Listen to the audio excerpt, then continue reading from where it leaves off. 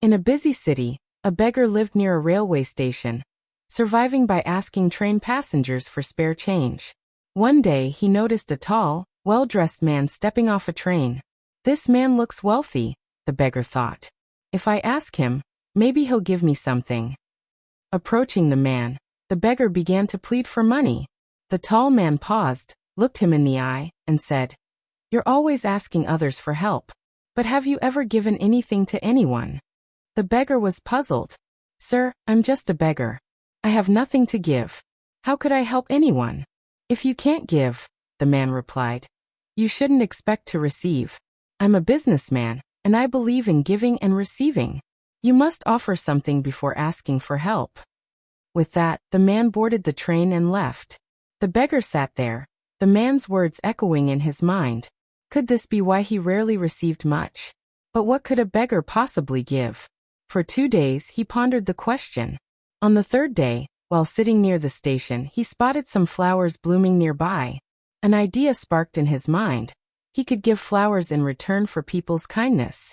He plucked a few and decided to try. That day, when people gave him money, he handed them flowers. To his surprise, their faces lit up with smiles. They seemed to enjoy this small gesture, and many gave him more than usual. He felt a strange joy. He wasn't just taking anymore, he was also giving. From then on, he collected flowers each morning before heading to the station. He noticed that when he had flowers, more people stopped to help. When he ran out, fewer did.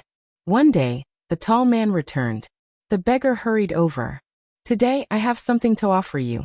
Please take these flowers." The man smiled, gave him some money and said, "Wonderful, you've become a businessman just like me." Those words sank deep into the beggar's heart. He realized he could change his life. "I'm not a beggar anymore," he told himself. "I'm a businessman." People nearby thought he was crazy, but he was determined. 6 months later, at the same station, 2 well-dressed men met. One extended his hand. "Do you remember me?" he asked. "I don't think so," the other replied. The first man grinned.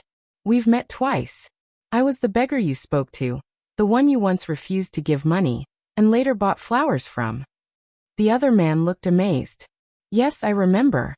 But how are you so well-dressed now?" "I used to see myself only as a beggar," the former beggar explained. "But your words changed me. I started giving flowers and people gave in return. I used the money to buy more flowers, and slowly became a flower seller. Today, I own a successful flower business. It all began with that lesson you taught me. We can only receive when we give." The 2 men smiled, shook hands, and went on their way. This story reminds us that our lives are shaped by how we see ourselves. The beggar's transformation shows that no dream is too big, and no situation too hopeless if we're willing to think differently. When we shift from only taking to also giving, we open doors to new opportunities. Belief in our own potential changes how the world responds to us. And to believe is the first step to becoming more than we ever imagined.